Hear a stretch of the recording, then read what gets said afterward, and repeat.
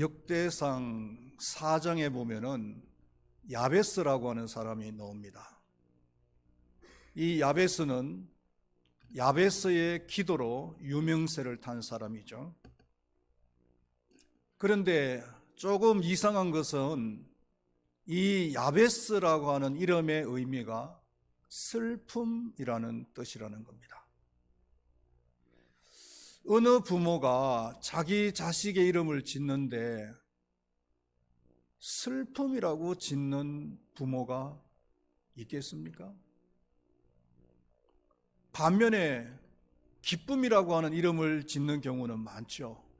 아마 우리나라에 기쁨이라고 하는 이름을 가진 사람이 많이 있을 것 같아요. 오늘 우리 여기 외국인도 한 사람이 와서 예배를 드리고 있는데 영어 이름이 조이예요. 한국말로는 기쁨입니다. 성경에도 보면은 나옴이라고 하는 여인이 나오잖아요. 나옴이라고 하는 여인의 이름이 기쁨이라고 하는 뜻이에요.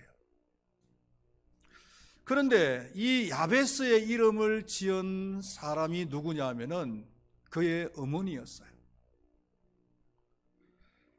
왜 이 야베스의 어머니는 자기 자식의 이름을 지을 때 슬픔이라고 지었을까요?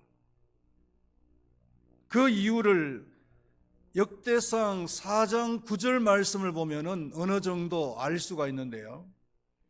그의 어머니가 이름하여 야베스라 하였으니 이는 내가 수고로이 낳았다 함이었더라. 야베스의 이름을 슬픔이라고 지은 이유가 수고로이 낳았기 때문이다. 이렇게 얘기를 하고 있습니다. 여자들이 아기를 낳을 때 다 수고를 하죠. 수고를 하지 않고 아기를 낳는 여인이 어디 있습니까? 그런데 여기서 수고로움이라는 것은 일반적인 해산의 수고가 아닌 것 같아요. 해산의 수고라는 것은 그 당시에는 굉장히 고통이지만은 그러나 아기를 낳고 보면은 낳고 난 뒤에 그 아기를 보는 순간 그 모든 고통과 수고는 한순간에 다 사라지고 기쁨으로 승화되잖아요. 그런데 이 야베스는 태어났는데도 그의 어머니에게 슬픔이었어요. 그래서 이름을 슬픔이라고 지었단 말이에요. 그 이유가 뭐냐? 학자들이 말하기를 이 야베스가 태어날 때 어떤 장애를 가지고 태어난 것이 아닌가, 이렇게 추측을 하는 겁니다. 상당히 개연성이 있는 거예요. 이렇게 이 야베스는 태어날 때부터 어머니의 슬픔이 되어지고 그의 인생의 출발은 아주 좋지 않았다는 것을 알게 되죠. 그런데 역대상 4장 9절 말씀을 보면은 반전이 있어요. 그 내용을 보면은 야베스는 그의 형제보다 귀중한 자라, 이렇게 얘기를 하고 있습니다. 기역성경에는 귀중한 자라고 했지만은 구역성경에서는 존귀한 자라, 이렇게 번역을 했어요. 구역성경 번역이 더 잘 맞는 것 같아요.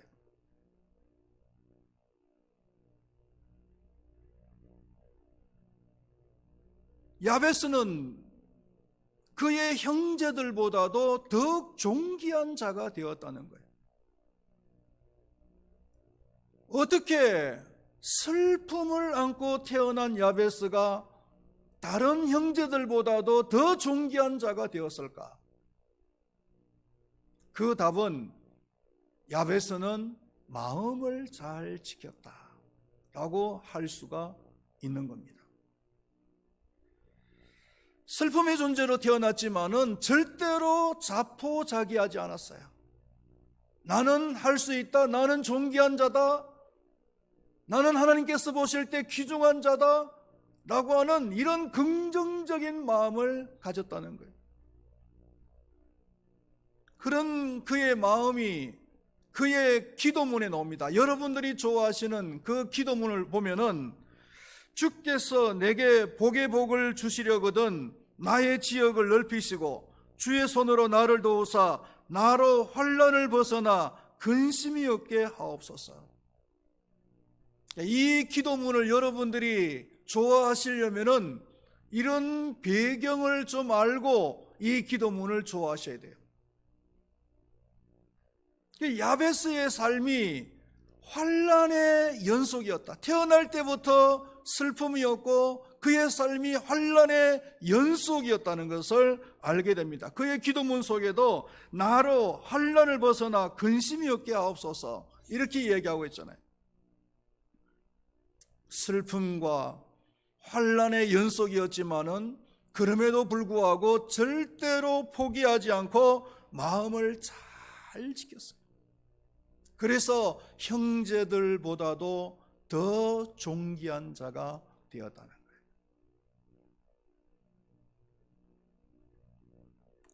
차남들이 장남들보다도 더 잘 되는 경우들이 많이 있습니다. 노벨상 수상자의 그 숫자를 봐도 차남들이 장남들보다도 훨씬 더 많아요. 그리고 운동선수들도 보면은 차남들이 운동을 더 잘하는 더 유명한 운동선수들이 많습니다. 보통 차남들은 장남들보다도 자라는 환경이 불리한 경우가 많잖아요. 그 부모들이 장남에게 사랑을 다 줍니다. 그래서 오죽에 쓰면은 차남들에 대해서 심리학에서는 폐위된 왕자다 이렇게까지 얘기를 하죠. 저만 해도 그렇더라고요. 보니까 첫째 아이를 키울 때는 온갖 정성을 다해서 키우고 애지중지 키우는데 둘째를 키울 때는 그렇지 못했던 것 같아요. 첫째를 키우면서 너무 힘을 다 썼기 때문에 둘째에게는 줄 그런 사랑의 정성이 부족했던 것 같아요. 그러나 차남들은 포기하지 않고 더욱 열심히 함으로써 장남을 넘어서는 거예요. 우리는 어떤 조건이나 소유를 지키는 것보다도 자신의 마음을 지키는 것이 더 중요한 일인 줄로 믿습니다. 오늘 본문에서는 그 이유를 말씀하고 있는데 왜 마음을 지키는 것이 중요하면은 첫 번째로는 생명의 근원이 되기 때문이다. 마음은 생명의 근원이 된다는 겁니다. 23절 말씀을 우리 다 같이 읽어볼게요. 모든 지킬 만한 것 중에 더욱 내 마음을 지키라. 생명의 근원이 이에서 남이니라. 생명이라고 했을 때는 두 가지의 생명이 있어요. 첫 번째로는 육신의 생명이 있죠. 이 육신의 생명도 사람이 마음을 먹기에 따라서 살기도 하고 죽기도 하는 겁니다. 그래서 잠언서 18장 14절 말씀에 보면은 사람의 심령은 그의 병을 능히 이기려니와 심령이 상하면 누가 그것을 일으키겠느냐 이렇게 얘기를 하고 있습니다. 이 불치병 환자라도 마음 먹기에 따라서 살 수도 있고 죽을 수도 있다는 거예요. 의사들은 삶에 대한 의지라고 얘기를 하죠. 그 삶에 대한 의지가 강한 사람은 살 수가 있는 것이고 의지가 없는 사람은 그냥 죽는 거예요. 의지가 강한 사람은 살기 위해서 운동도 할 것이고 식단 조절도 할 것이고 철저하게 자기의 삶을 관리를 하는 거예요. 그러다면 삶이 연장되어지기도 하고 아니면 그 병을 극복해서 살기도 하는 건강이 되는 거죠.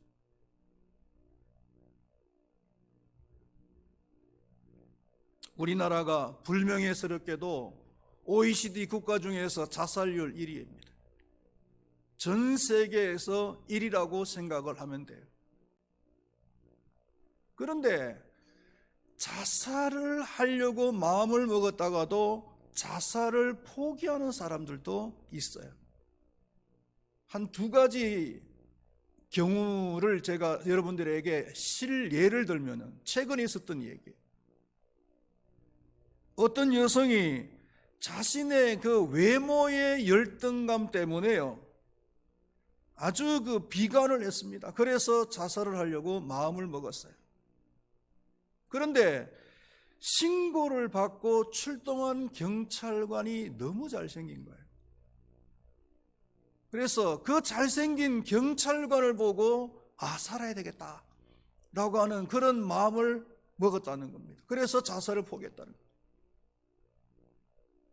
자기의 그 외모 때문에 지금까지 잘생긴 남자들이 한 번도 자신에게 관심을 가지거나 자신에게 친절을 베풀어 준 적이 없었는데, 잘생긴 경찰관이 오더니만은 자기에게 엄청난 친절을 베풀어 주는 거예요.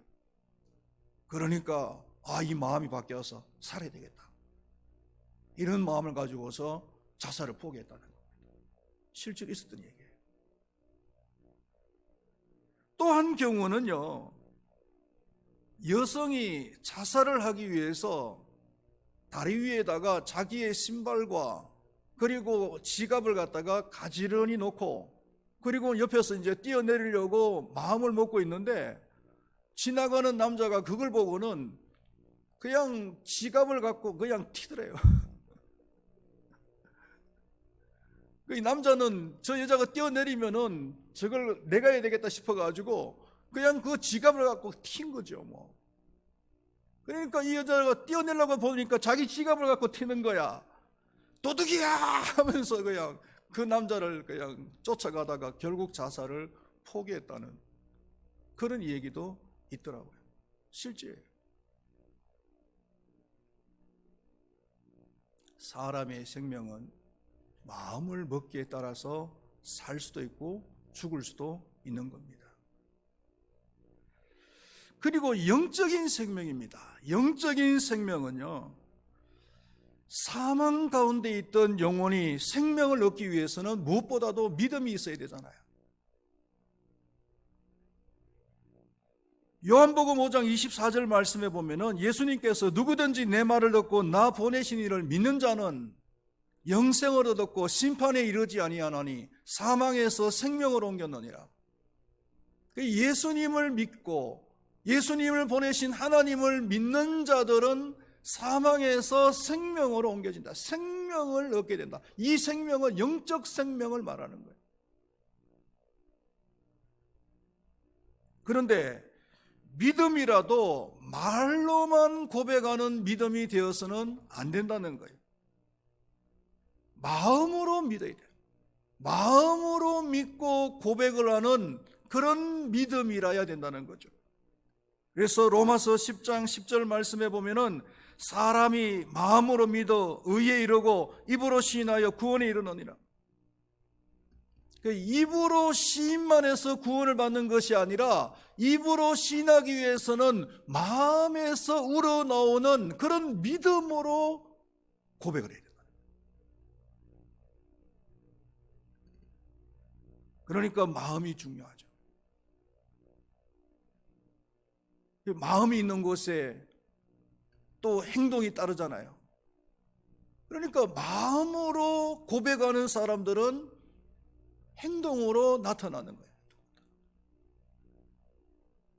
그래서 마음과 이 생명은 필연적인 관계에 있다는 것을 알게 되어지고, 그래서 생명의 근원은 마음에 있다라는 것을 성경이 우리에게 얘기를 해주는 겁니다. 그 다음에 이 마음을 지켜야 될 이유가 뭐냐면은 인격의 근원이 되기 때문이에요. 24절에서 27절까지의 내용인데, 첫 번째로는 말의 근원이 된다고 했어요. 24절 말씀을 우리 한번 다 같이 읽어볼까요? 구부러진 말을 내 입에서 버리며 삐뚤어진 말을 내 입술에서 멀리하라. 이 사람이 마음을 어떻게 먹느냐에 따라서 입의 말이 달라지잖아요. 좋은 마음을 품은 사람은 좋은 말을 할 것이고, 나쁜 마음을 품은 사람은 나쁜 말을 할 것입니다. 고상한 말을 하는 사람은요, 그 마음속에 고상한 마음이 들어있는 거예요. 어떤 성도님은요, 말을 얼마나 고상하게 하는지, 교회 와서 얼마나 말을 고상하게 하는지, 목사인 저에게도 얼마나 말을 고상하게 하는지, 그 마음을 알겠더라고요. 그 마음. 그러나 그만하게 말을 하는 사람이 있어요. 그만하게 말을 하는 사람은 왜 그만하게 말을 할까요? 그 마음이 그만하니까. 마음을 어떻게 먹느냐에 따라서 말이 그렇게 나오는 거예요. 말이 나오는. 그리고 마음은 보는 것에 근원이 된다는 겁니다. 25절 말씀을 또 다 같이 읽어보겠습니다. 내 눈은 바로 보며 내 눈꺼풀은 내 앞을 곱게 살펴. 이번 추석 때에도 아마 가족들을 만나고자 하는 그 마음이 강한 사람들은 고향으로 내려가서 가족들을 만날 것이고, 아마 영화 보는 것을 좋아하는 사람은 영화를 보러 갈 것이고, 스포츠를 보기를 좋아하는 사람은 아마 스포츠를 보러 가겠죠. 그리고 이 마음은 행동의 근원이 된다고 그랬어요. 26절과 27절 말씀을 읽어보겠습니다. 내 발이 행할 길을 평탄하게 하며 내 모든 길을 든든히 하라. 좌로나 우로나 치우치지 말고 내 발을 악에서 떠나게 하라. 악한 마음을 가지고 있는 사람은 악한 행동을 할 것이고, 선한 마음을 가지고 있는 사람은 선한 행동을 할 것입니다. 절대로 반대로 되지를 않아요. 그렇기 때문에 우리가 바른 말을 하고 또 바르게 보고 그리고 바른 행동을 하기 위해서는 무엇보다도 중요한 것이 마음을 지키는 것이다. 할렐루야. 그렇다면은 그 마음을 어떻게 지키느냐라는 것입니다. 사람의 마음은 믿을 수가 없어요. 예레미야서 17장 9절 말씀에 보면은 만물보다 거짓되고 부패한 것은 사람의 마음이다, 이렇게 얘기를 하고 있잖아요. 사람의 마음은 조석지변이다 라는 말이 참 잘 어울리는 것 같아요. 다른 사람에게 적용하기가 그렇다면은 제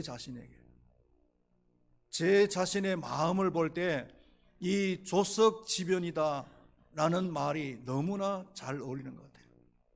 아침에 다르고 또 저녁에 다른 거예요. 얼마나 변덕이 심한지. 그러니까 사람의 마음을 믿을 수가 없어요. 여러분들 목사를 절대로 믿지 마세요. 알겠죠? 목사를 절대로 믿지 마시기를 바랍니다. 아멘 안 하시네. 무슨 말을 하더라도 믿지 마세요. 설교 시간 외에는.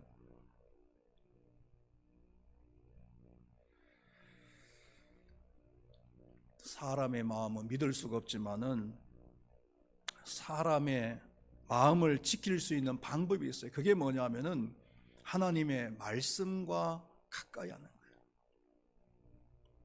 20절과 21절 말씀을 우리 다 같이 읽어보겠습니다. 20절과 21절입니다. 내 아들아, 내 말에 주의하며 내가 말하는 것에 내 귀를 기울이라. 그것을 내 눈에서 떠나지게 하지 말며 내 마음속에 지키라.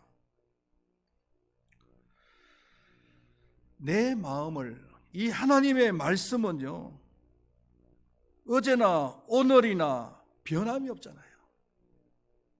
변함이 없기 때문에 이 변덕이 심한 내 마음을 소 엉덩이처럼 이리저리 뒤뚱뒤뚱하는 내 마음, 그 마음을 어제나 오늘이나 변함없는 그 하나님의 말씀에다가 그냥 붙들어 매면은 마음을 지킬 수가 있는 거예요.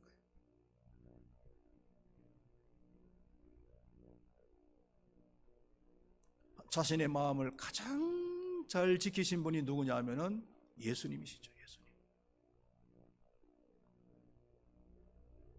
아니, 성전을 헐어라. 내가 3일 만에 다시 짓겠다. 다시 일으키겠다. 예수님 자신이 3일 만에 부활하실 것을 얘기한 거예요. 그런데 유대인들은 앞뒤를 다 잘라버리고 성전을 헐라라고 하는 요 말만 가지고서 예수님을 갖다가 아주 그냥 마녀 사냥을 하는 거죠. 성전을 모독했다.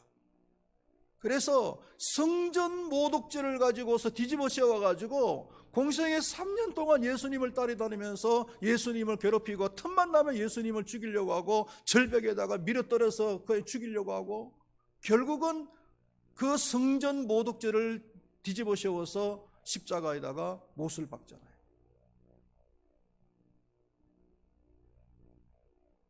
예수님도 사람의 그 몸을 가지신지라 감정이 없겠어요? 마음이 없겠어요?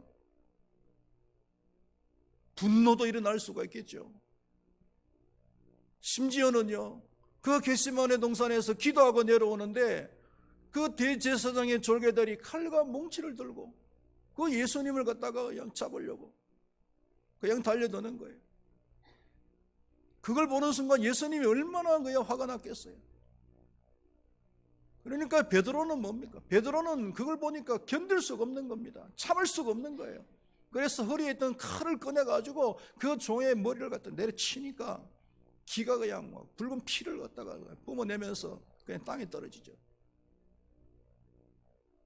예수님께서는 그 떨어진 기를 다시 주워가지고 붙여주면서 베드로에게 뭐라 그랬습니까? 이것까지 참아라. 이것까지 참아라. 어떻게 이렇게 마음을 지킬 수가 있냔 말이에요. 그래서 예수님이니까 가능하다는 거겠죠. 예수님도 평상시에 하나님의 말씀을 가까이 하고 하나님의 말씀을 묵상하는 그런 삶을 살았기 때문에 이것이 가능한 거예요. 아마 여러분들께서도 아시는 연예인이겠지만 이 연예인은 자기가 예수를 믿는다고 하면서 우리나라의 대표적인 그런 큰 교회도 다니면서 간증을 하고 노래를 너무 잘하는 가수잖아요. 그러니까 뭐 세상 노래도 가요도 부르겠지만은 또 찬양도 얼마나 잘하는지. 그래서 신앙생활을 잘하는 사람인 줄 알았어요. 그런데 9시 뉴스에 나오는데 술 먹고 음주운전을 하다가 차를 들이받고 그리고 인사사고를 내고 그리고는 그냥 뺑소니를 쳐버리고 그리고는 그냥 그 범죄를 은닉하려고 하다가 그게 다 드러나 버렸잖아요. 망한 거예요. 이 사람이 신앙생활을 안 한 사람이냐? 안 한 사람이 아니죠. 신앙생활을 잘하는 사람인 것을 우리가 알고 있어요. 그리고 교회마다 자기 신앙을 간증할 정도예요. 그렇게 신앙생활을 잘하는 사람이 왜 이런 사고를 쳤느냐? 순간적으로 자기의 마음을 지키지 못하고